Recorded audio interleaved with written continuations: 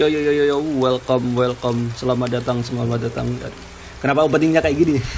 Selamat datang di video podcast. Selamat datang di special episode. Masih di special episode. Special Smart 39 Day. Dimana ini sebenarnya adalah konten tahunannya gue, Lukman Insight Media. Merayakan tiap tanggal 15 Desember. Kalau kalian masih tanya alasan kenapa gue bikin konten tiap 15 Desember, sebenarnya gue udah jelasin di podcast sesi 1 sebelumnya, kan kalian bisa dengarkan lagi. Kalau kalian dengerin sesi 2 ya, gue saranin kalian dengerin sesi 2 ini dulu aja ya. Dan gue kembali ingetin, podcast special episode ini eksklusif hanya di YouTube aja. Jadi tidak ada di Noise, tidak ada di Spotify. Jadi ya kalian mesti pesan atau bukan pesan. Beli kuota dengan beli kuota yang gede gitu, karena gak cuma ngeproses audio tapi juga ngeproses gambar gitu. Jadi ya resiko gitu ya kan, karena juga bahasanya cukup di lingkup yang tidak terlalu luas, jadi agak tidak memungkinkan kalau misalkan gue up di sosial media di platform audio streaming gitu ya. Kali ini sesi kedua, akhirnya bisa dialog lagi setelah 13 episode monolog mulu. Gue ngomongin sesuatu hal yang berdasarkan pengalaman gue, yang gue yakin juga kalian pasti penasaran dengan pengalaman orang lain, gimana sih ngomongin tentang isu-isu tertentu gitu. Nah, untuk yang episode spesial kali ini akhirnya gue bisa ngajak satu orang yang sebenarnya di sesi sebelumnya gue sempat mention kalau agak-agak gimana gitu untuk undang dia, karena gue yakin juga kesibukannya cukup wadidaw gitu. Tapi pas gue coba chat lagi, ternyata ya beliau bisa. Dan langsung aja, karena beliau sudah karena sekarang beliau sudah tersambung langsung dengan saya gitu ya, langsung aja. Beliau yang saya undang ini adalah orang yang pernah jadi teman ngobrol gue juga di video podcast episode 1 di sesi 2 juga. Langsung aja, Melania Iko Permatasari, suaramu di mana? Ya, halo. Masih sama seperti pada saat masih episode sama pertama. Dan biasanya ya. Mohon maaf, saya tidak terbiasa dengan podcast, tapi ini belajar dan juga ini diminta tolong oleh teman saya juga. Dan kebetulan nih pas lagi slow nih, nyeloin sih sebenarnya. Lagi ada waktu luang gitu ya. Enggak slow, aman. Dan nih gue kasih fakta ya. Jadi podcast ini direkam pada jam 1 siang waktu Amerika. Jadi jam 1 siang waktu Amerika, kalau di Indonesia ya jam 1 malam ya. Tapi ya karena waktu senggangnya jam segitu ya nggak apa-apa gitu. Masih oke aja, karena gue pun juga masih melek juga gitu. Karena beberapa minggu ini kayaknya gue tuh lebih banyak begadangnya karena ngurusin tugas dan teman-temannya. Jadi ya walaupun sebenarnya rasa kantuk masih tetap kerasa gitu, tapi ya udah kita coba bikin sesuatu gitu biar nggak bosen gitu ya. Nah, hari ini karena sudah ada teman saya, jadi kita mau ngomongin sesuatu.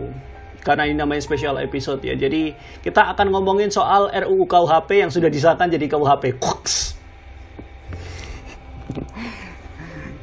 Gue pikir bakal kaget ya. Kok tiba-tiba bahasnya RKUHP? Enggak. Oke, gue gak akan ngomongin itu. Itu akan gue bahas di konten lainnya. Tapi kali ini special episode masih tetap dengan lanjutan yang sesi sebelumnya. Gue mau ngomongin soal judulnya masih sama dengan sesi 1, yaitu apa istimewanya SMAN4. Tapi ini gue pengen tahu dari sudut pandang teman gue yang juga alumni. BTW, Melania dan gue ini satu SMA pasti ya. Dan kita tuh sekelas tuh selama 2 tahun terakhir ya gak sih? Iya benar. Gue bahkan ya awal-awal ketika masuk SMA, gue tuh gak nge kalau lu masuk di SMA lo, masuk di SMA itu lo, jujur. Gue sama, gue juga nggak lo tahu-tahu temen gue dulu deh gitu. Iya, pertama kali gue dengan adanya Melania itu ketika, kalau lu masih ingat gak ada grup isinya tuh ada Mas Andi, ada Billy, ada Khalifah sama Nadiba kalau nggak salah. Ingat banget tuh. Itu pertama kali gue kok lu ada di situ nih gitu. Ya sama. Ini Lukman Hanafi, temen gue nih dulu nih. Oh ya, perlu gue ceritain dikit gak nih? Kalau misalkan, btw ya, gue kenal sama Melania gak zaman SMA doang, kita udah kenal bahkan lebih dari zaman kita masih kecil, masih TK ya kayaknya.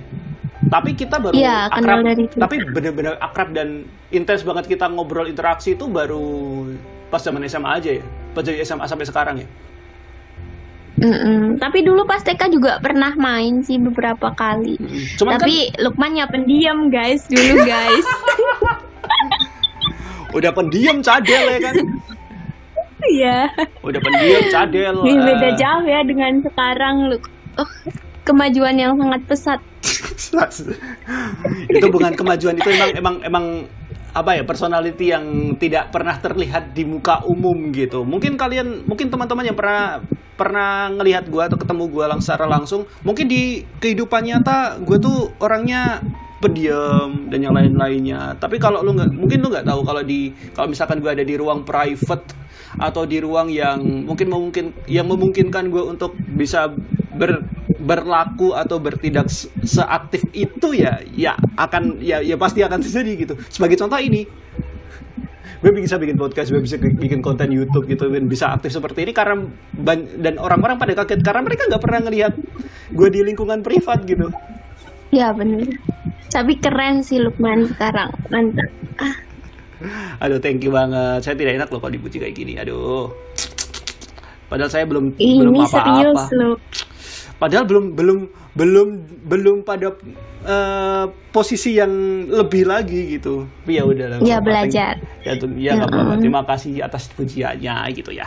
Oke, kita kan mau ngomongin tentang apa istimewa Pak. Mungkin pas di awalan di sesi pertama itu gue ngomongin tentang sebenarnya gue nggak ngomongin tentang pengalaman gue sejak awal masuk SMA ya, karena gue udah ceritain di berbagai macam konten. Di konten vlog udah gue omongin, di konten bahkan gue sampai di vlog itu gue ceritain panjang lebar, dan itu gue implementasikan dalam film 3 tahun yang berharga. BTW, lu udah nonton gak mini film yang gue bikin dulu? Pernah sih nonton, tapi lupa deh lu. 3 tahun yang berharga itu kan. Iya. Ada aku juga kan. Ada sih dirimu ketika presentasi tugas bahasa Inggris, tapi itu nggak ada audionya, cuman gambarnya doang. Terus gue kasih VO gitu itu aja. Aku mau tanya ini review sejujurnya dari Anda ya. Bagaimana film itu menurut Anda gitu loh? Bagus sih, bener-bener menceritakan gimana perjalanan kamu selama 3 tahun di SMA, mengenal teman-teman, dan bagaimana suasana di kelas kayak gitu. Suasana di sekolahan itu gimana? Bagus, keren. Ini beneran apa cuman karena gue ajak ngobrol terus bisa ngomongnya kayak gini? Enggak, serius sih, itu keren banget. Beneran keren. Aku aja nggak terpikir bikin kayak itu. Gitu. Iya, kayaknya pas. Nah, sekarang baru kayak boleh sih bikin kayak gitu ya. Bagus juga ya. Kenapa dulu aku pas SMA nggak kayak gitu? Mungkin sekarang aku bisa menerapkan itu di universitasku. Itu ide yang bagus sih. 3 tahun selama masa perkuliahan gitu kan. 3 tahun lebih kali. Iya sih. Iya, jadi bahas 3 tahun lebih lah ya. Iya. Jadi kayak bentuknya ya mungkin kayak misalkan perjalanan dirimu dari awal masuk kuliah, kemudian ntar kalau misalkan insya Allah bisa selesai dan wisuda gitu, ntar dibikin kayak after movie gitu nggak sih? Iya bener. Bolehlah minta bantuan kamu nanti ya, Luk. Kita kerja sama, oke. Siap. Gue nggak tahu kenapa lu bilang itu bagus, tapi entah ya, mungkin untuk perspektif orang yang mungkin apa ya namanya ya sebagai penikmat mungkin ya, karena gue mungkin menganggap lu sebagai penikmat konten gitu ya. Tapi kalau gue sebagai orang yang membuat konten, termasuk film ini, gue lihat bahkan gue udah pernah bahas di video kalau nggak salah 7 tahun ngapain aja kemarin di 18 Oktober. Gue tuh sempat ngomong kalau film itu sampah banget. Karena Kenapa? karena gini, karena ternyata pas gue karena kan gue kan belajar film dan TV. Gue lihat karena gue udah belajar lebih belajar banyak dari segi editing, dari segi penceritaan, dari apa sih namanya unsur-unsur yang ada di film itu. Gue lihat film 3 tahun yang berharga itu adalah sebuah film yang salah kaprah sih. Tapi bukan berarti gue gak menghargai hasil dari apa yang gue bikin ya. Karena kembali lagi itu kan zaman SMA, ya kan. Terus pengetahuan gue tentang film kan belum terlalu bagus. Ini jujur aja ya, gue mau ngasih tahu kenapa gue bisa masuk di film, padahal sebenarnya ini fakta yang cukup agak gimana. Gue tuh nggak terlalu sering nonton film sih.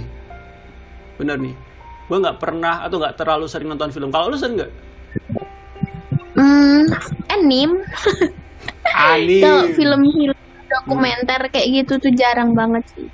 Beberapa kali pun itu dari guru-guru kita yang ada di SMA kan yang muterin video dokumenter, video motivasi tentang kisah seorang, biografi seorang, itu kan dari bapak ibu guru kita kan. Kalau kita sendiri kalau emang nggak ada ketertarikan sih nyari ke arah situ. Film-film luar gitu kayak entah Avengers atau mungkin jangan Avengers sih, kayaknya nggak semua orang suka Avengers sih. Mungkin kayak Spider-Man atau mungkin film apa sih namanya yang ya film-film Hollywood gitu loh. Sering nonton gitu nggak? Aku tuh nontonnya malah ini drama Korea kayak gitu. Jelas. Spider-Man suka sih, Spider-Man.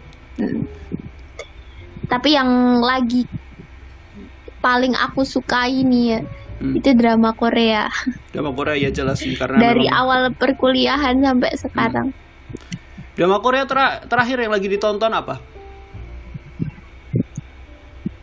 Ini Pacarku Alien, sama ini punya Do Kyung So namanya Bad Prosecutor. Keren. Nih sekalian aja gue kasih rekomendasi ke teman-teman yang suka nonton drakor nih. Dikasih itu film yang itu drakor yang ditonton sama Melania ya. Kalau gue jujur aja nggak terlalu ngikutin, kenapa, karena kurang tertarik aja sama drakor. Tapi kalau ngomongin movie-nya Korea, gue nonton Parasite nggak? Apa tuh? Parasite film ya, itu movie-nya Korea yang dapat dapat piala Oscar itu. Belum sih. Belum. Tapi rekomendasi yang bagus, coba nanti aku nonton. Itu keren banget loh itu. Oke, kenapa kita jadi bahas film ya? Oke, kembali lagi. Gue pengen mengetahui mungkin pengalaman ketika masuk SMA pertama kalinya ya.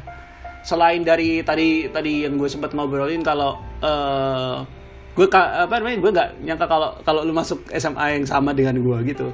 Nah, gue yakin lu juga pasti punya pengalaman yang cukup cukup berkesan gitu loh di zaman lu SMA gitu. Boleh diceritain nggak? Mungkin kita mulai dari tahun pertama deh, saat lu kelas 10. Kayaknya lu ada sesuatu atau pengalaman yang lu inget yang cukup berkesan ketika kelas 10 nggak? Pengalaman yang berkesan apa ya? Jadi dari aku kelas 10 itu, Van, karena dari Semanpanya sendiri itu tuh udah kayak banyak nyediain ekstrakurikuler buat kita ngembangin minat dan bakat kita kayak gitu. Jadi aku berkesannya itu pertama kali aku masuk SMA ditawarin untuk masuk ekstrakurikuler.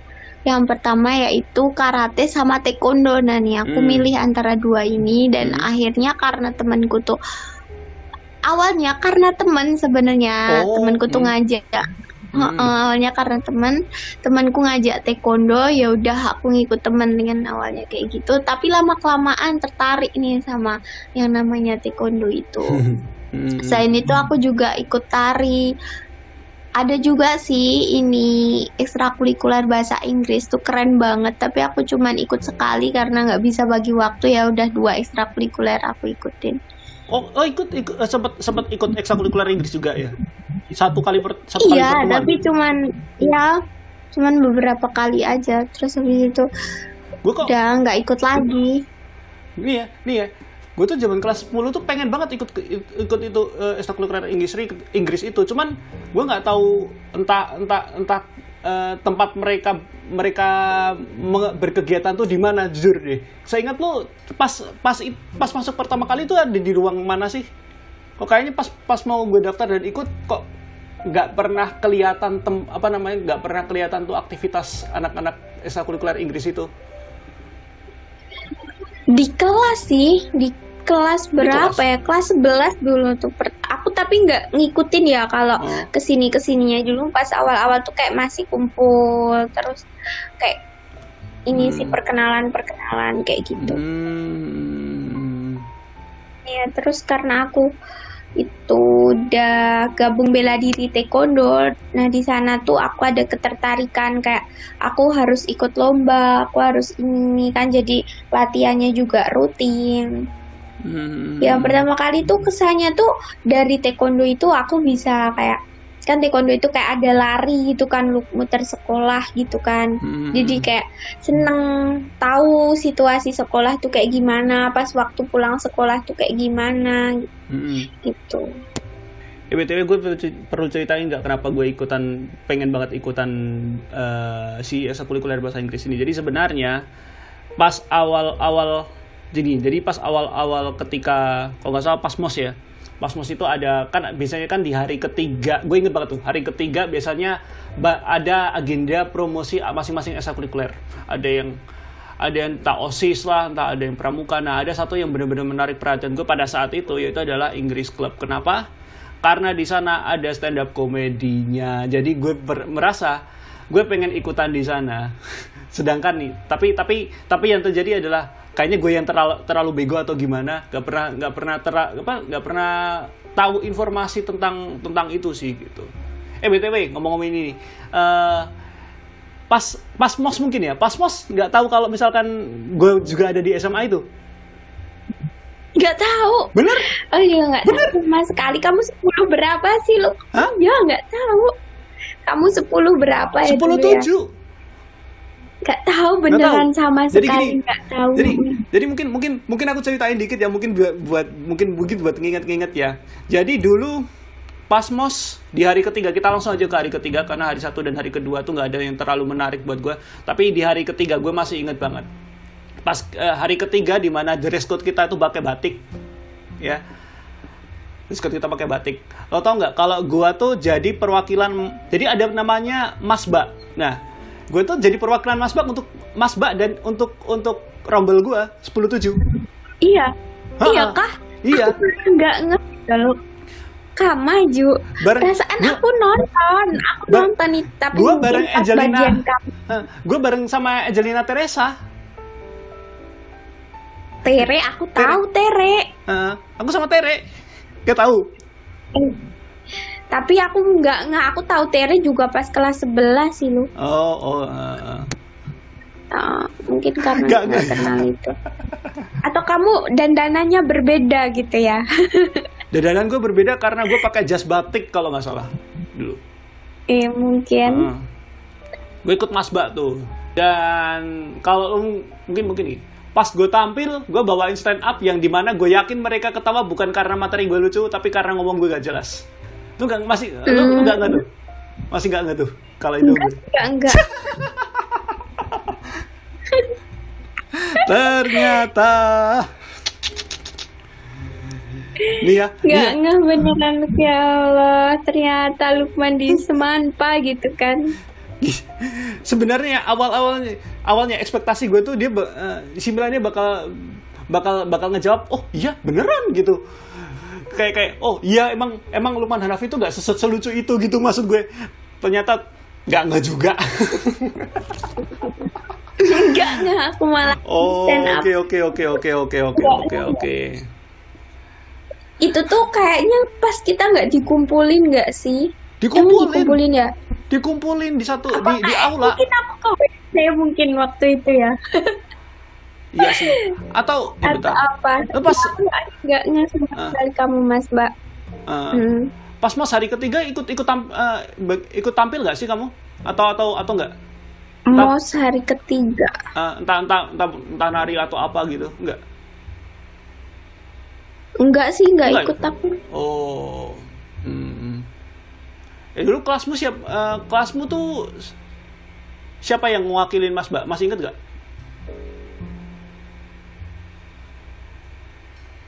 Mafika Rossi itu sama Mafika sama? Mafika sama siapa ya? Cowoknya aku juga udah lupa sih lu. Udah agak lupa ya? Oh iya bener, gue masih ingat kalau Mafika. Yang cowok juga agak lupa sih gue juga. Tapi tetap yang menang adalah sebelah saya, Kolif. Iya. Ingat banget tuh. Ini kayaknya dia menang gara-gara tampan terupawan aja deh kayaknya. Bisa jadi itu. Kan di Mas Mbak itu kan ada kayak apa namanya ya kayak Miss Indonesia gitulah ya, dalam bahasa kasar kayak Miss Indonesia. Jadi ntar lu dikasih kayak pertanyaan ngomongin tentang isu tertentu dan lu mesti menjawab dengan gimana gitu kan. Gue lihat jawabannya Kolif, kalau gue ya jujur nih Kolif, kalau misalkan Anda dengar, oke, jawaban Anda sangat-sangat tidak kurang ger gitu. Tapi gue masih tapi gue nggak tahu kenapa lu malah yang menang. Apakah karena wajah Anda terlalu tampan dibanding saya? Bisa jadi Membuat sih. guru-guru Atau terpesona. jalannya, cara berposenya mungkin. Tapi kayaknya emang ada. Oh iya, ada catwalk juga ya. Tapi kan bukan penilaian utama nggak sih? Iya sih, ya kita nggak tahu. Masalahnya kan kalau Kayak pendapat pribadi jurinya deh. aduh gue ya kembali lagi, namanya juga apa namanya keputusan juri tidak dapat diganggu gugat gitu ya kan. Pada saat itu ya udah gak bisa diprotes juga gitu. Tapi ya tidak apa-apa, walaupun seperti itu terjadi, tapi ya gue mah santai-santai aja gitu. Karena gelar Mas Mbak di SMA itu hanya bertahan 3 tahun, tidak seumur hidup gitu. Jadi ya udah. Lanjut Tapi lagi. sampai sekarang walaupun nggak seumur hidup, sampai sekarang masih terkenang kan lu? Di otak gue masih terkenal nih anak nih yang Mas Mbak nomor 1 di zaman MOS nih. Iya kan?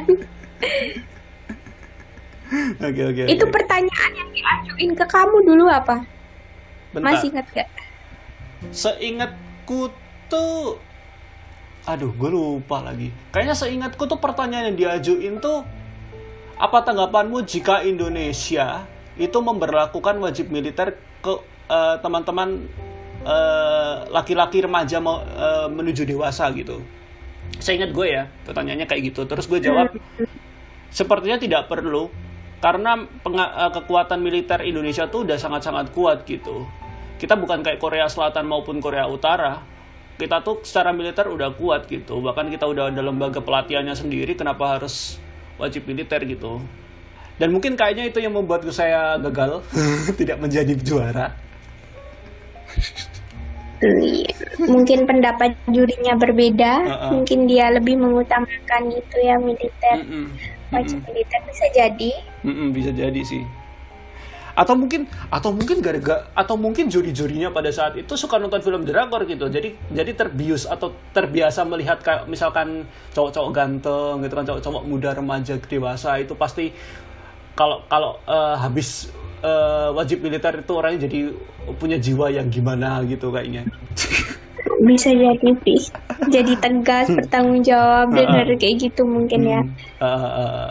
Gitu. Oke. Ngomongin MOS yang kita ingat yang menarik sih di hari ketiga ya, hari satu hari kedua itu apa sih gitu. Ya cuman ini aja buat apa? Cuman tatar-tataran aja. BTW. Iya benar. BTW buat teman-teman semuanya yang nggak tahu apa itu MOS. MOS itu adalah masa orientasi siswa. Jadi mungkin teman-teman entah yang dengerin ya, anak angkatan Semanpa yang 39, 38, 37 mungkin nggak tahu apa itu MOS. Bahkan kayaknya habis angkatan kita ya, habis angkatan 32, angkatan 33 tuh namanya bukan MOS lagi ya. Seingat gue namanya bukan MOS lagi, udah diganti jadi MPLS. MPLS tuh masa pengenalan lingkungan sekolah. Jadi kegiatan-kegiatan yang biasanya kita lakukan di MOS itu semuanya dikoordinir oleh pihak guru dan pihak guru dan pegawai yang ada di sana. Jadi OSIS tuh ada perannya, cuman nggak se powerful ketika MOS dulu gitu. Karena ya gue nggak tahu ya, mungkin stigma negatif yang sudah muncul dari dulu ketika ada kasus banyak banget tuh MOS di SMA. Gue inget banget, bahkan ini jadi tugas bahasa Indonesia pertama di SMA tuh, disuruh nyari berita. Gue masih inget banget berita yang gue angkat itu, tau nggak apa? Ada anak SMA, anak baru masuk SMA, umur 15 tahun kalau nggak salah, namanya Christopher. Dia tuh meninggal setelah ngikutin kegiatan MOS. Jadi dan itu berita itu menggemparkan banget, dan mungkin itu salah satu alasan yang membuat akhirnya MOS tuh ditiadakan lagi untuk di beberapa sekolah. Karena gue nggak tahu ya, karena gue nggak tahu nggak semua sekolah memberhentikan MOS ya, karena gue yakin juga beberapa sekolah masih ada yang memberlakukan. Jadi dan mungkin gini, buat teman-teman mungkin yang di luar anak-anak Semanpa yang mungkin punya pengalaman, mungkin kalau di SMA itu mungkin sampai sekarang masih ada MOS, boleh di kolom komentar aja. Gue pengen tahu lebih lengkapnya tentang itu. Oke. Dan tanggapan kalian gimana tentang MOS gitu. Nah, kalau dari lu sendiri gimana nih ketika MOS ganti dengan MPLS seperti yang sekarang ini? Kalau ganti boleh sih masa pengenalan lingkungan sekolah, jadi dia lebih menekankan, justru bagus karena dia lebih menekankan pada pengenalan lingkungan sekolah sendiri. Jadi kan meminimalisir adanya tekanan atau mungkin ada tekanan mungkin dari segi siswanya disuruh ngapain atau kekerasan fisik kayak gitu kan. Yang dulu kan kalau MOS itu kayak identik sama disiksa, kayak disuruh ngelakuin apa-apa, ditindas. Kita sebagai anak baru kan ditindas oleh senior kan, identiknya kayak gitu. Dengan gantinya MPLS ini kan jadi lebih enak ya, seenggaknya lebih enak gitu pengenalan. Oh iya, jadi kita adanya MOS ini, kita ternyata mengenali bagaimana lingkungan sekolah kita kayak gitu, tata tertibnya gimana. Jadi lebih bisa lebih mendalam gitu ya. Menurut aku bisa lebih mendalam. Nih mungkin gue ceritain juga. Jadi tahun 2020 yang lalu itu kan hampir semua sekolah ataupun bahkan semua kampus ya, kegiatan MPLS dan juga ospek itu kan online ya. Ada yang beberapa dari mereka ditayangin live di YouTube, ada juga yang tayang cuman di lokal telekonferensi aja di Zoom ataupun di Google Google Meet gitu kan. Gue sempat ngikutin yang yang di SMA, jujur aja, mohon maaf Pak, ini sekedar kritik ya, bukan saya mau menjelek-jelekan. Pas online kemarin, jujur aja masih ada yang kurang greget gitu loh. Jadi ya walaupun sebenarnya dalam pelaksanaannya oke sih, cuman ada yang kurang greget gitu. Tapi ya apalah kritik ini ya, karena mulai tahun 2022 ini pun juga MPLS kan udah bisa langsung lagi ya kan, udah bisa tetap muka langsung, jadi ya ya sudah lah gitu. Ya harapannya sih kalau kedepannya kalau misalkan tiba-tiba ada kepikiran buat bikin event secara online, bisa lebih ditingkatkan lagi lah skillnya gitu. Karena gini, entah ya kenapa ketika gue ngelihat kegiatan MPLS yang online itu, gue tuh kayak gatel, gue pengen coba perbaiki deh teknisnya kayak gini gitu loh. Jujur gue kayak gemes sendiri gitu. Masalahnya bentuknya kayak ini loh Pak, kayak webinar. Kayak orang tuh kayak misalkan apa ya, host sama pembicara kan biasanya ngobrolnya kan di depan laptop gitu. Jadi kayak webinar standar kayak gitu. Malah gue tuh ekspektasinya tuh kayak ada bentuknya kayak talk show gitu loh. Jadi kayak ada di tempat tertentu, kamera dipasang, ntar kayak produksi konten gitu loh. Terus ntar disiarin secara live atau di teleconference gitu loh. Tapi monoton gitu ya. Monoton banget. Nggak ngapa-ngapain tuanya kan, nggak ada ngakuin kegiatan. Ya gitu. Tapi kembali lagi jadi nggak berkesan. Benar sih kata kamu. Jadi nggak berkesan buat siswanya. Apa kayak kalau ditanyain nggak asik lah, maksudnya cuman kayak gini gitu kan.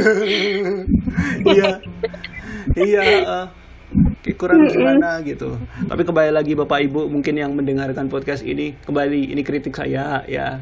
Kritik saya tidak ada maksud apa-apa. Ini agar kedepannya jadi lebih baik aja ya Pak. Mohon banget tuh. Sekarang saya kalau ngomongin, kalau kritik sesuatu mesti hati-hati banget nih, karena ya tidak tahu apa yang terjadi pada negeri ini dan segala halnya. Ya seenggaknya kita juga kayak ngasih saran gitu kan. Kayak misalnya kegiatan yang bernilai pas waktu MOS, ngadain lomba, jadi tahu mungkin kita bisa sekalian melihat bakat siswa gitu kan. Misalnya lomba apa menggambar, tahu yang gambarnya bagus mungkin nanti bisa dibimbing dia jadi juara kayak gitu. Jadi bukan hanya sekedar seperti webinar saja. Seperti itu. Iya. Oke, lanjut.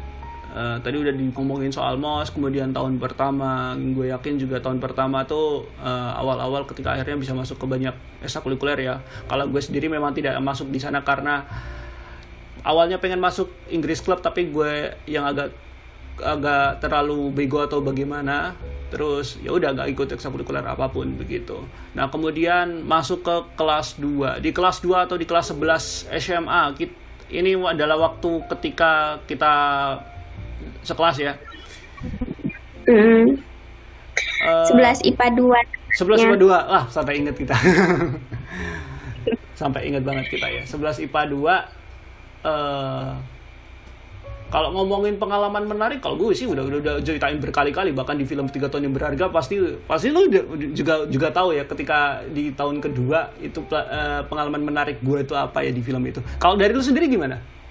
Pengalaman menarik selama di tahun kedua. Di tahun kedua kelas 11 ya. Ya aku masih ikut lomba-lomba taekwondo kayak gitu. Rutinitasku latihan, belajar. Tapi di tahun kedua ini aku udah nggak les sama sekali. Jadi kalau dulu pas kelas 10 itu aku ada les di Primagama. Kalau kelas 11 ini aku sama sekali nggak les, bebas lah dari les ya. Tapi kegiatanku ya udah itu seputar taekwondo, latihan. Hari-hariku penuh dengan latihan sih kelas 11. Okay. Kalau nggak di Pakisan, di Dojang Pakisan, jadi Semanpang ngadain ekstrakurikuler taekwondo itu seminggu 2 kali di aula. Nanti latihannya di aula. Pengalaman berkesannya kayak gitu ya berarti.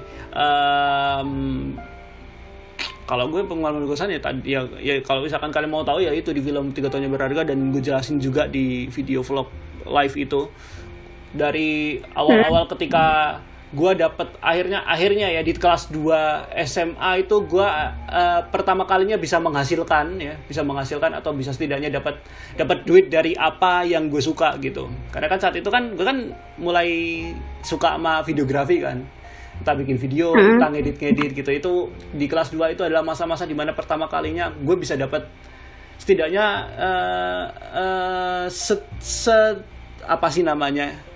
pundi-pundi rupiah gitu dari apa yang gue suka gitu. Dan mantap. Dan itu yang benar-benar gue apa ya namanya, gue nggak akan pernah lupain sih, karena jujur aja itu membuat gue merasa bahwa setidaknya walaupun lu masih SMA, setidaknya lu bisa menghasilkan gitu loh dari apa yang lu suka, lu tekuni, syukur-syukur itu bisa menghasilkan buat lu gitu. Udah muncul ya, kayak jadi dari situ udah muncul cita-citanya ke arah mana juga dari kelas 2 itu udah muncul ya lu? Muncul, untung banget udah mulai muncul. Tapi belum sih. Kalau munculnya baru kelas 3. Kalau kelas 2 tuh baru iseng-iseng belajar, tapi tiap hari mainannya Premiere, masa iseng-iseng sih? Nggak juga ya. Ya udah ke arah situ sih, udah mendaki itu. Oke, ngomongin soal tadi kan sempat ngomong kalau lu sering kali ikut lomba kan. Nah, itu juga salah satu alasan kenapa gue ngundang atau ngajak lu untuk ngobrol di sini, karena dia prestasinya adalah di non akademik, bener gak? Itu taekwondo kan olahraga masuk non akademik gak sih? Iya, non akademik.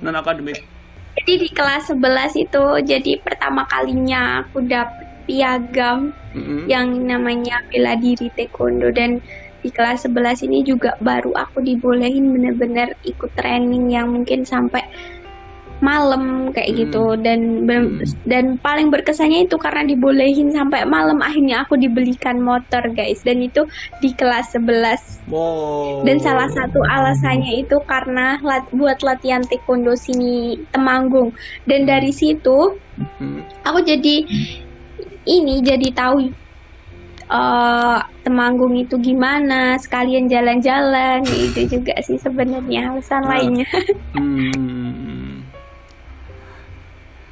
Ketika di non akademik ya, karena seperti kita tahu lomba di non akademik dan akademik itu pasti beda, terutama dalam bagaimana pihak pengajar atau mungkin pegawai atau warga sekolah lah mengapresiasi usaha seorang gitu kan.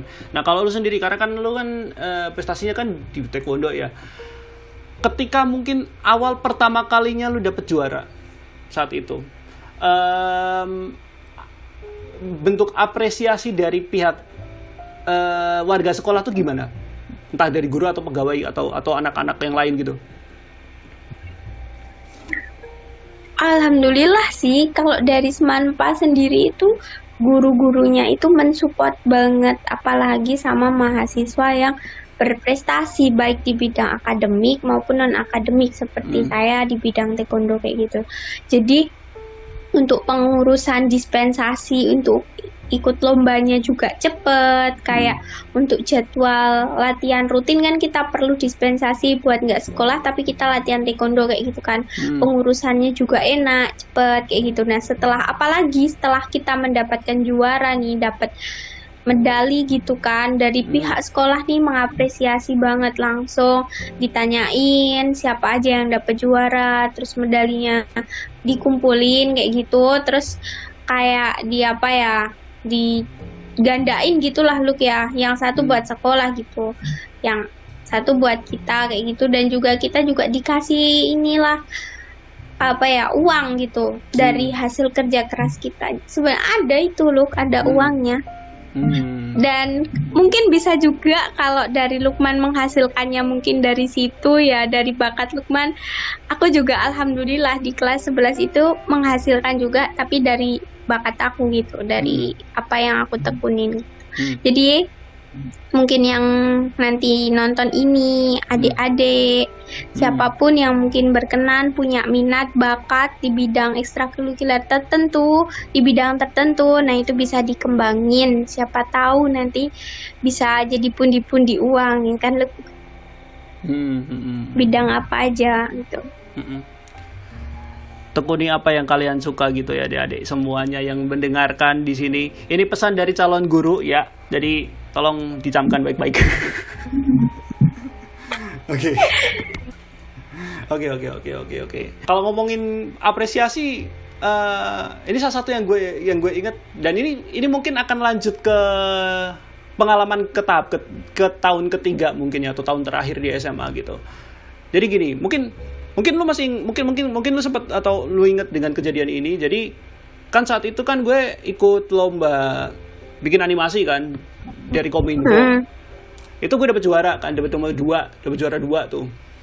Nah kemudian gue coba gue coba ngabarin ke Pak Waka Kesiswaan saat itu, Pak Slamet kan, Pak Slamet Waluyo.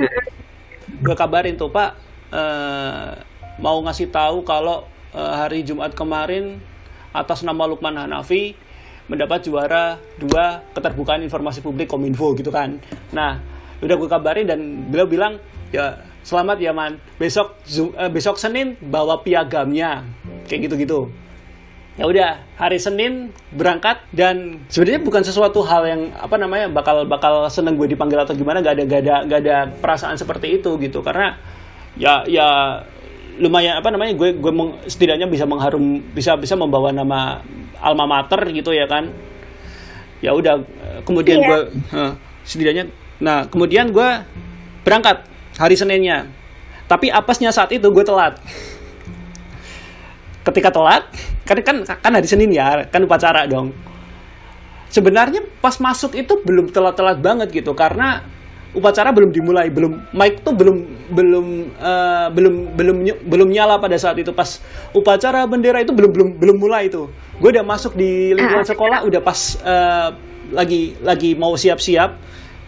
Terus bodohnya gue bukan orang yang kalau misalkan buru-buru bakal upacara bakal segera dimulai, gue langsung ke lapangan, enggak. Gue mesti ke kelas dulu, ngeletakin tas, ngambil piagam dulu gitu. Nah, itu kan membutuhkan waktu yang cukup lama. Sedangkan ketika pas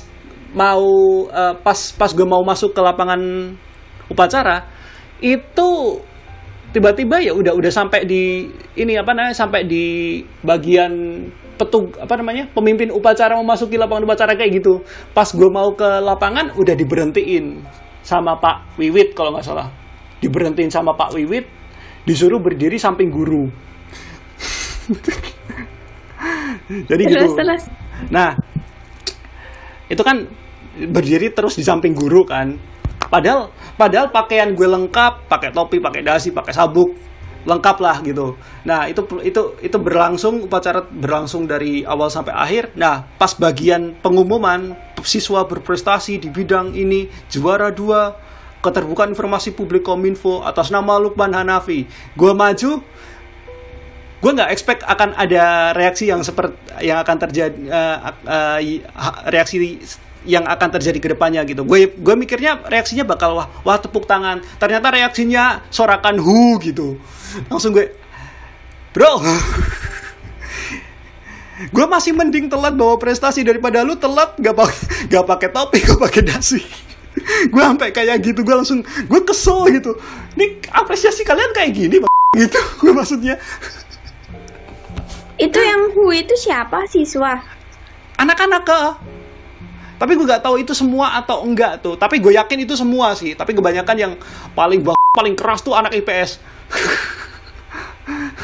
Keras banget gitu. Tapi ya walaupun saat itu telat sih, itu entah ini bukan privilege sih. Itu sebuah keberuntungan atau bagaimana. Biasanya kan kalau misalkan anak telat masuk upacara atau gimana, itu kan biasanya ada guru BK kan. Guru BK nyamperin anaknya terus suruh ngisi kayak daftar keterlambatan atau daftar apalah gitu ya, pelanggaran sekolah gitu. Untungnya gue nggak disuruh. Jadi ya itu pengalaman yang nggak terlupakan sih kalau ngomongin soal prestasi dan yang lain-lainnya. Prestasinya lumayan bisa gue dapat, tapi apresiasinya yang gitu. Nggak gitu, tapi menurut aku ini Bapak Ibu guru kita tuh sangat mengapresiasi buktinya sangat itu. Banget. Ya, jadi mereka itu kayak satu, misalnya kita berprestasi gitu kan, tahu anak itu berprestasi dan itu tuh benar-benar rumornya tuh bisa nyebar ke semua guru, nggak tahu gimana caranya, mungkin mereka rapat apa gimana gitu kan.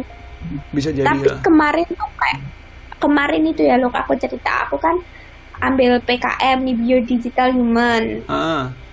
Itu nelitinya di SMA Parakan, persepsi siswa SMA Parakan terhadap aplikasi yang aku buat itu kan, aplikasi yang aku saranin itu. Terus habis itu kayak Bapak Ibu gurunya tuh tahu Mbak Iko gitu kan, terus dia bilang, ini dulu yang ikut taekwondo ya, juara taekwondo. Jadi aku baru ngehnya bener-bener diapresiasi tuh dari situ. Oh ternyata mereka masih mengenal nih, masih mengenal aku yang Kan dari sekian yang anak taekwondo yang berprestasi kan bukan cuma aku aja ya, ada beberapa banyak dan mungkin juga mereka semua juga dikenal gitu sama bapak ibu gurunya.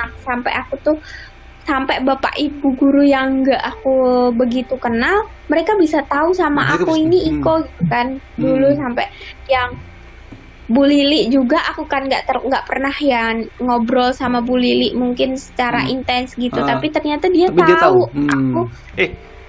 Bu Lili tuh tahu ini Iko ya dulu anak taekwondo itu gitu tuh.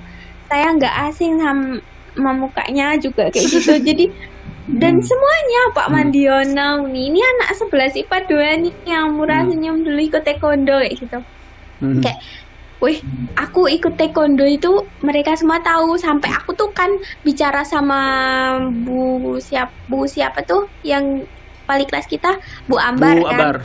Sama Bu Ambar kan. Bu Ambar itu kan guru biologi kelas 11 yang aku mau tanyain mengenai persepsi itu tentang biodigital human pernah digunain belum. Nah, Bu Ambar sendiri juga ini nanya-nanya ke aku kayak masih ikut taekwondo nggak sekarang, dikembangin lagi Mbak taekwondonya dulu udah berprestasi bagus kayak gitu. Aku jadi kayak wih ternyata mereka tuh menghargai dan masih inget ya, berkesan kayak gitu. Kayaknya nggak kayak pas aku masih SMA juara ya udah juara aja gitu kan, kayak mungkin nggak tahu nih guru apa-apa yang lain, mungkin cuma satu guru yang berkaitan, mungkin guru olahraga aja yang mungkin yang benar-benar mengapresiasi memberi selamat kayak gitu. Aku malah nggak nyangka loh, walaupun mungkin dari Bu Lili kan juga waktu itu nggak secara langsung ya ngasih selamat ke aku waktu aku menang apa gitu tuh nggak semua guru sih ngasih selamat kayak gitu. Ada beberapa guru aja yang ngasih selamat gitu kan. Tapi ternyata pas aku ini baru-baru ini ke SMA setelah jadi mahasiswa, mereka tuh sebenarnya tahu dan kayak seneng sih, kita masih ditanyain juga, minta dikembangin bakatnya gitu. Itu bahkan ketika kalau misalkan kita datang dan ketemu gitu langsung nggak wah ini gitu tuh, itu kita kayak ternyata beliau masih mengenali kami gitu kan. Iya bener.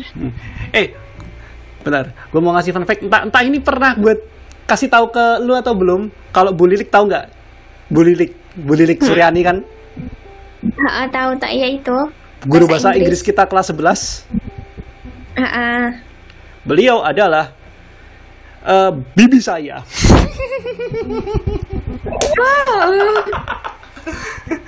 Gak banyak orang tahu nih, gak banyak orang tahu beliau bibi saya. Tapi memang kalau di sekolah kita nggak bisa kayak hubungan di luar profesionalitas kita di sekolah ya. Kalau ketemu sama orang pun tetap yang lebih tua, entah itu guru atau pegawai gitu ya. Kalau misalkan beliau guru ya kita manggilnya Bu Guru, Pak Guru ya. Gak mungkin dong Bule Guru, gak mungkin dong. Itu. Iya benar-benar. Pantes aku juga mikir-mikir ada mirip-miripnya sih sama kamu lu kok. Iya sih. Emang mirip ya? Mirip-miripnya. Aku baru tahu kalau emang bener. Kamu. Emang bener. Apa? Mirip. Emang beneran mirip. Dari mana? Bener. Terus emang perawakannya juga tinggi tuh kayak ayah kamu, Bu Lili juga gitu kan. Ya, jadi Bu Lili itu adik dari bukan adik. Bener. Beliau itu adik dari bibi gue yang satu. Jadi gini. Jadi bokap punya adiknya bokap ini nikah sama seorang wanita lah, ya. Seorang wanita. Nah, wanita ini dia punya kakak namanya Bu Lili. Nah, ini nih. Bu Lili itu ini. Tapi kok mirip ya? Kayak ada kemiripan, mungkin satu keluarga identik mirip gitu ya. Ada sih sekilas mungkin dari. Belum tahu sih aku juga sih. Kalau wajah tuh nggak terlalu, tapi kayak dari mungkin gaya bicaranya kayak sesuai gitu loh, kayak kamu gitu. Menurut aku sih, mungkin dari situ juga cocok. Mungkin dari keluarga itu juga cocok. Mungkin seperti itu, mungkin dari ayah kamu juga begitu, terus kakaknya kakaknya ayah kamu kayak gitu dan dapat istri juga kayak gitu gitu loh. Cocok gitu. Oke, lanjut ke tadi gue ngeceritain tahun ketiga ya. Lu belum cerita sih. Tuh tahun ketiga kalau yang paling berkesan buat lu apa? Wisuda atau sebelumnya?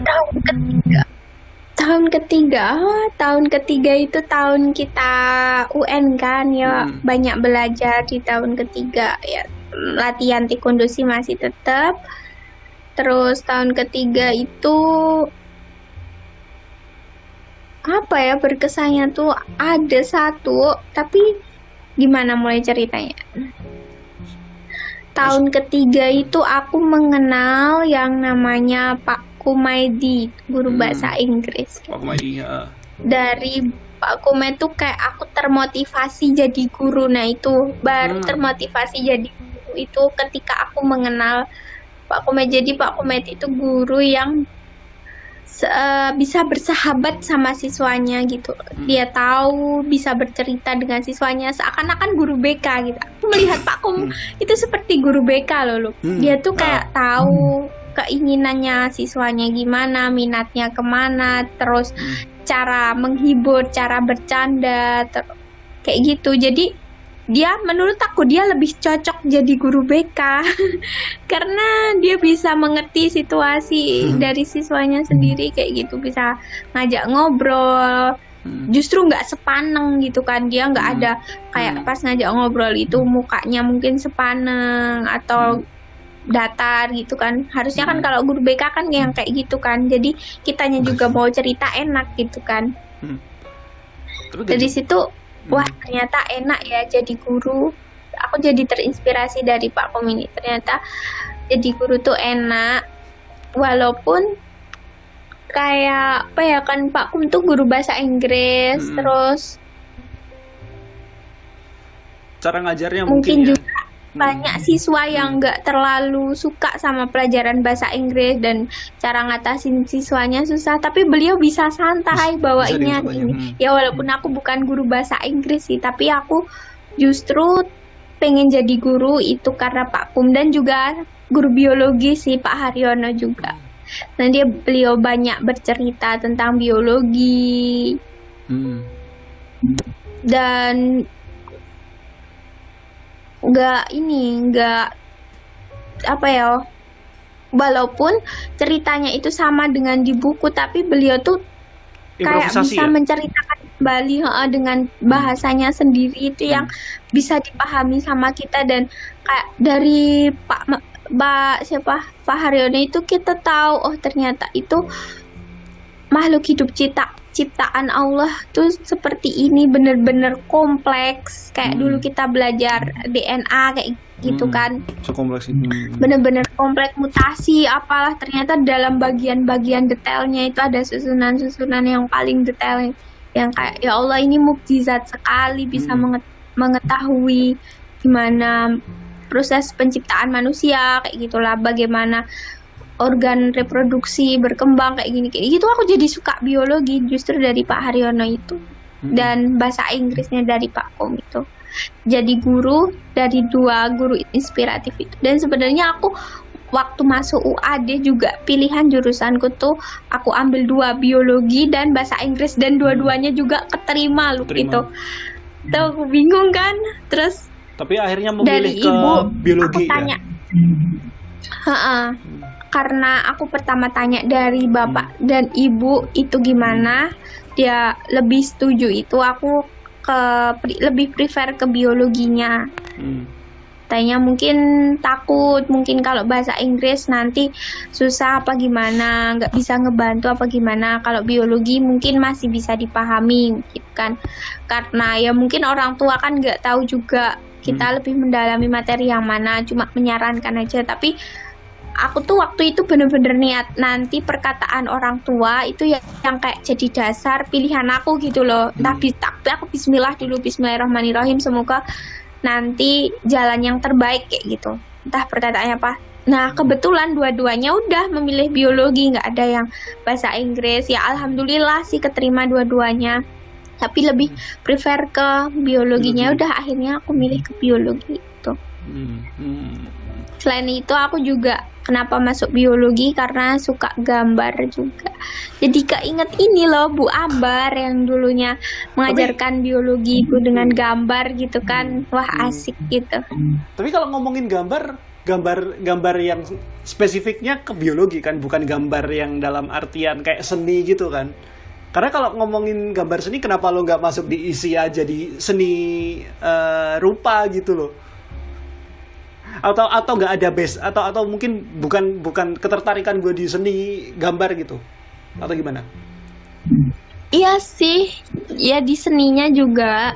Jadi kan kalau biologi kan nggak terlalu paten ya seninya lu. Jadi ya kayak gitu. Tapi aku suka banget juga seni menggambar, melukis kayak gitu. Cuman kenapa memilih biologi? Karena yang pertama aku pengen jadi guru. Yang tadi yang aku ceritain karena Pak Um itu asik dan ternyata tuh banyak siswa yang ternyata bisa dekat dengan beliau gitu kan. Asik gitu, dekat dengan banyak orang, bercerita dengan banyak orang, berinteraksi dengan banyak orang. Nah, sedangkan kalau seni sendiri kan menurut aku kalau seni itu kita bekerjanya sendiri gitu ya, nggak ada interaksi dengan orang lain. Sedangkan kalau guru itu kan kita berinteraksi loh dengan orang lain kan, dengan peserta didik, mengetahui bagaimana karakteristik peserta didiknya itu gimana, terus keinginan siswa gimana, minatnya di mana, itu aku suka. Jadi aku lebih prefer ke biologi sih. Terus aku lebih tahu ternyata makhluk hidup,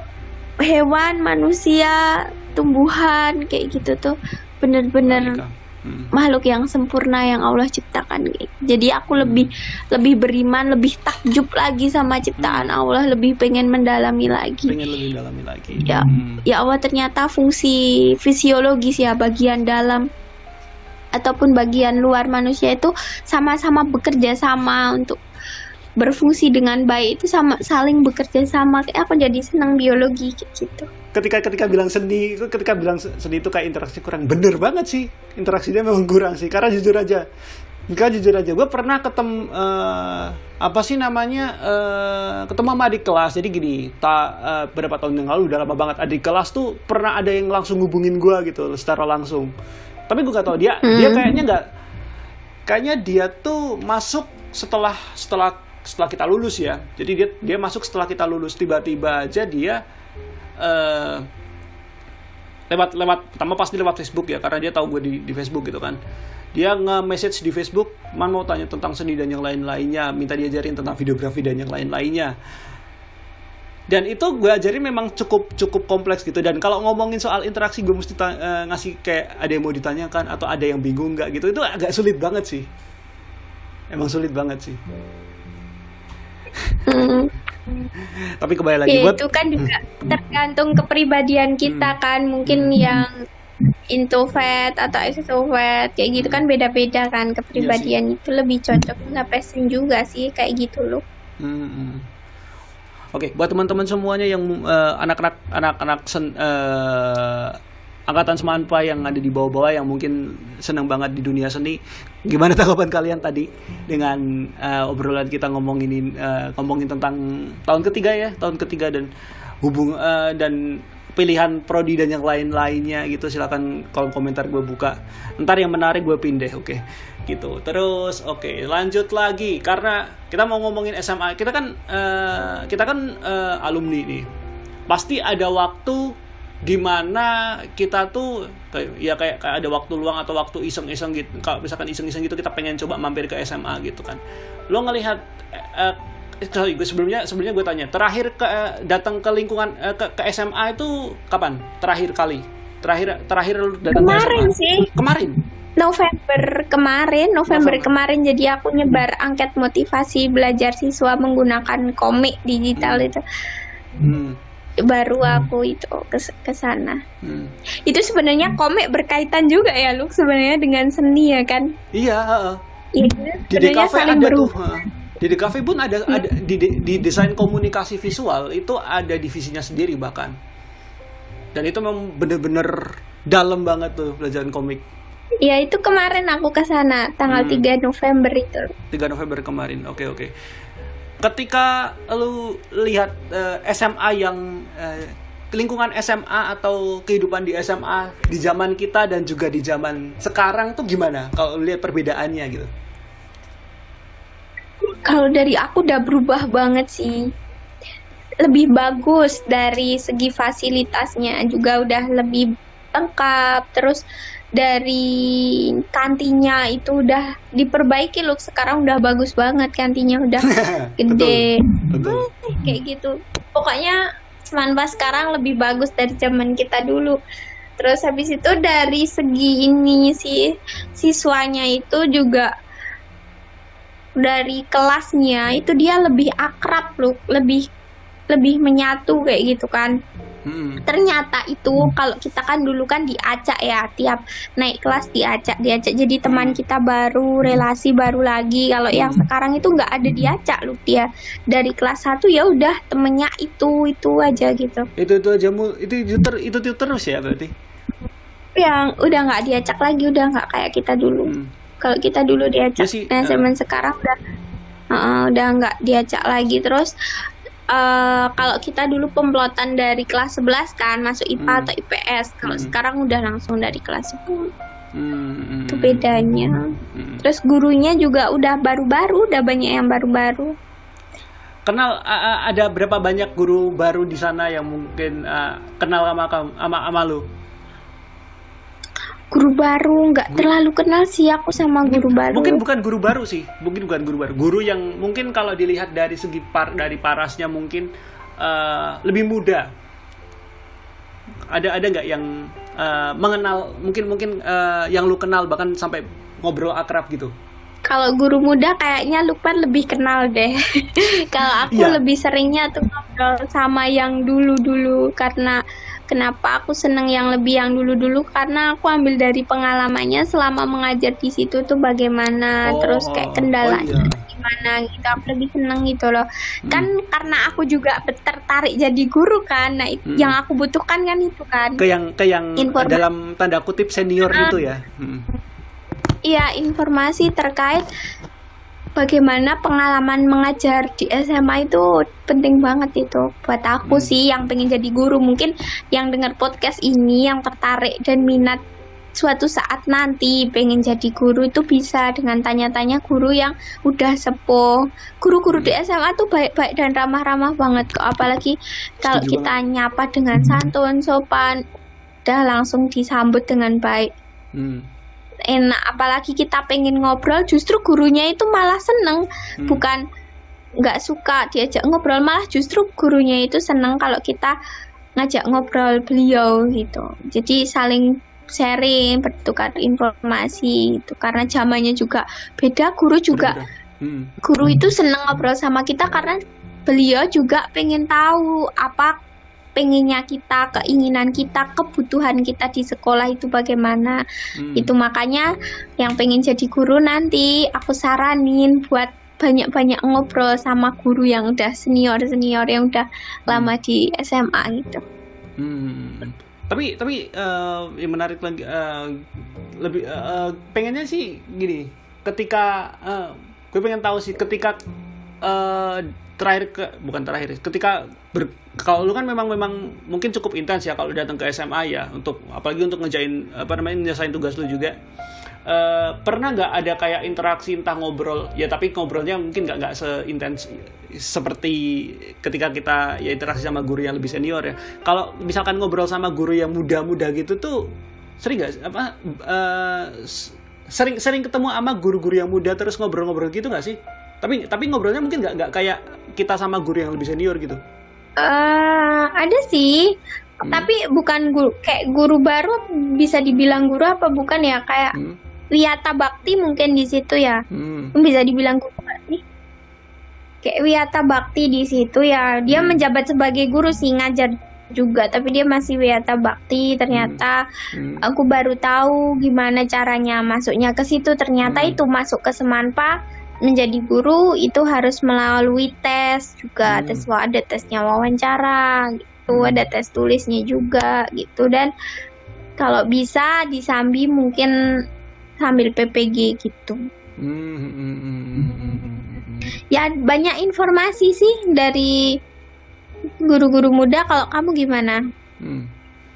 Kalau aku cukup banyak kayaknya. Tapi kalau ngomongin guru baru tuh pernah ada satu tapi gue lupa lagi namanya. Ada satu guru muda gue sempat ajak ngobrol, dan kita tuh ngobrolnya juga walaupun gak terlalu intens, tapi kita dapat info banyak tentang pengalamannya bisa menjadi guru sih. Tapi kalau ngomongin soal guru muda, ya kembali lagi guru yang udah lama sebenarnya. Yang kalau ngobrolnya intens gitu, gue sama guru yang udah lama tapi dia usianya masih muda gitu. Nah, gue pengen tahu sih, ketika ketemu sama guru yang muda ini, lu manggil beliau apa? Pak, Bu, atau Mas, Mbak? Ini jujur aja. Kenapa gue tanyain ini? Karena gini, gue pernah ngobrolin soal gue kan bikin konten seperti ini tuh udah dari 2 tahun yang lalu loh. Agenda 15 Desember, tiap 15 Desember tuh udah dari tahun 2020. Nah, gue ingat ya 2021 yang lalu itu kan gue mau bikin konten live streaming. Gue kan datang ke SMA untuk ngambil spot foto dan juga beberapa video gitu kan di beberapa titik begitu. Gue tuh ketemu sama salah satu guru, ya guru lama sih, guru BK namanya Bu Sulis, ya, Ibu Sulis. Itu tuh ya beliau beliau masih ingat dengan gue juga gitu. Nah, gue tuh ngelihat beliau, walaupun sebenarnya kalau as a profesional gue biasanya manggil Bu gitu, tapi ngelihat gue sudah bukan lagi jadi siswa tapi masih udah jadi alumni yang mungkin kedepannya insya Allah aja ya akan juga menjadi bagian dari mereka, gue tuh entah agak canggung memanggil guru yang mungkin usianya lebih muda. Bahkan mungkin kalau standar gue ya, usia muda tuh hampir sama kayak kakak gue yang pertama lah, ya 30-an tahun gitu. Gue tuh agak canggung manggil mbak atau gue agak canggung manggil ibu atau bapak gitu. Entah kenapa gitu. Tapi kalau lu sendiri pas awal ketika ketemu sama guru yang muda ini, lu manggilnya gimana? Pak, Bu, atau Mas, Mbak? Aku Mbak sih, karena ya gimana ya, kita kan udah lulus juga, udah mau jadi kayak serasa sepantaran sih malah. Ya kayak sepantaran gitu kan. Bahkan gue ngeliat Bu Parastia Sinta secara langsung aja, gue tuh agak canggung juga gitu. Ini bahkan gak usah kayak gitu ya. Tahu Pak Endri kan? Ya, tahu. Pak Endri sama Bu Ika. Itu gue aja sampai sekarang masih canggung untuk manggil Bu atau Pak. Jujur aja nih. Karena beliau, kalau gue lihat ya, karena gue juga gak tahu nih, kembali lagi. Kalau dilihat dari paras wajahnya, kembali lagi dari paras wajahnya ya, itu usia hampir sama kayak kakak gue yang pertama. Dan gue lihat di biodata juga sama. Jadi maksud gue agak canggung gitu loh. Yes. Gimana gitu. Tapi kalau misalkan sama yang tua ya udah pasti, karena senior kan, karena memang selisih usianya memang udah cukup lumayan gitu kan. Bahkan mungkin ada beberapa dari mereka juga seumuran dengan bokap nyokap kita kan gitu. Jadi ya itu. Lanjut lagi, mungkin ngomongin soal ini sih, karena kan taekwondo ya. Nah, masih ngikutin nggak taekwondo, kegiatan taekwondo yang ada di SMA? Kadang sih dari Master Dodi mungkin. Tapi nggak, kalau ngelatih sekarang nggak sih, ngelatih itu ya yang megang tuh Sabem Lutfi, karena aku juga masih fokus skripsi kan. Paling kalau latihan ya di Pakisan gitu. Tapi aku rencana nih, selesai aku wisuda nih, aku rencana juga lanjut sih jadi pelatih taekwondo. Tapi kalau yang sekarang megang itu Mas Lutfi, sekarang megang karena Mas Lutfi sabem aku sih. Sabem aku bener-bener sabem kakak tingkat yang ngediriin taekwondo juga, dan masih aktif sampai sekarang, megang Semanpa juga. Kemarin sempat ditanyain Pak Wiwit, diminta juga buat latihan gitu kan, latihan lagi ayo kok gitu. Ini Pak masih skripsian gitu, insya Allah besok kalau udah selesai skripsi lanjut latihan, aku bilang gitu. Oke. Ya mungkin nanti kalau aku diberi kesempatan kan jadi guru gitu di situ di SMA, sekalian ngajar gitu, ngajar taekwondo gitu. Cukup menarik ya perbincangan kita. Wow. Cukup sudah berjalan. Waduh, ternyata udah cukup lama ya, 1,4 jam ya. Wah, jadi kayaknya perlu untuk kita akhiri nih karena waktunya ternyata cukup lama gitu. Sebenarnya pengennya sih ini kita ngobrol tuh mungkin podcast ini bisa kurang dari 1 jam gitu, karena gue pengen membiasakan bikin podcast tuh di bawah 1 jam, tapi ternyata ini lebih, tapi ya gak apa-apa sih, untuk special episode apapun akan gue lakukan sih seperti itu. Oke. Sebagai statement penutup, ada ucapan untuk sekolah tercinta dari seorang Melania Iko. Silakan silakan waktu dan tempatnya. Semanpa is the best. Asik. Ada ucapan di tanggal 15 Desember ini, sekolah kita sudah menginjak usia 39 tahun. Wadidaw.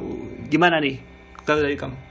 Selamat ulang tahun Semanpa yang ke-39.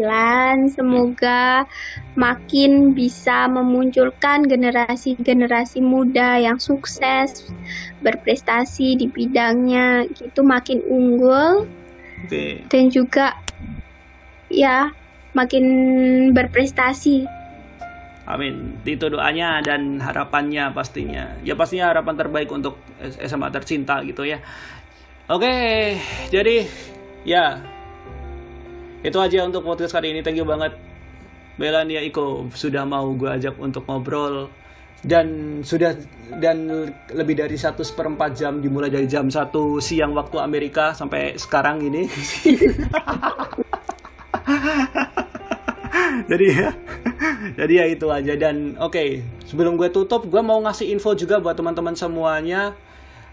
Jadi untuk special episode Semanpa 39 ini gue cukupin cuma 2 sesi aja, karena memang untuk narasumber selanjutnya memang mereka masih sibuk, dan gue pun juga pengennya sih sebenarnya gue pengen ngajak ada pihak guru yang pengen gue ajak ngobrol, tapi karena mereka memang sibuk ngurusin acara untuk karena ini tanggal 15 Desember ya, berarti untuk nanti pagi, jadi nggak mungkin akan bisa gitu ya. Jadi ya gue cukupkan di 2 sesi aja. Dan juga gue ngasih announcement juga buat teman-teman semuanya. Kembali lagi, ini special episode dan ini eksklusif hanya di YouTube aja, tidak ada di Spotify, tidak ada di Noise. Jadi teman-teman ya kalau teman-teman mau menyarankan teman-teman yang lain dengerin podcast ini, special episode ini, ya mereka mesti nyiapin kuota yang cukup gede ya, karena nggak cuma ngeload audio, tapi karena juga ngeloading gambar juga. Dan gue mau ngasih tahu juga untuk podcast di Noise untuk episode reguler akan gue bikin di tanggal 31 Desember 2022 untuk menutup tahun 2022. Jadi jangan sampai kelewatan episode baru dari video podcast di episode ke-13. Kalian yang dengerin di YouTube hanya akan dapat sebagiannya saja.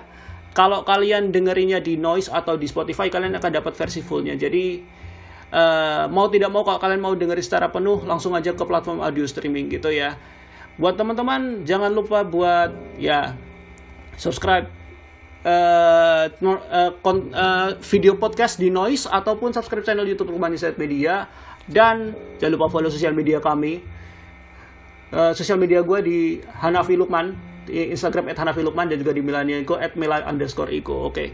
Dan ya, itu aja. Terima kasih sudah mau gue ajak ngobrol, dan sorry banget kalau ngeganggu waktu ngerjain tugasnya.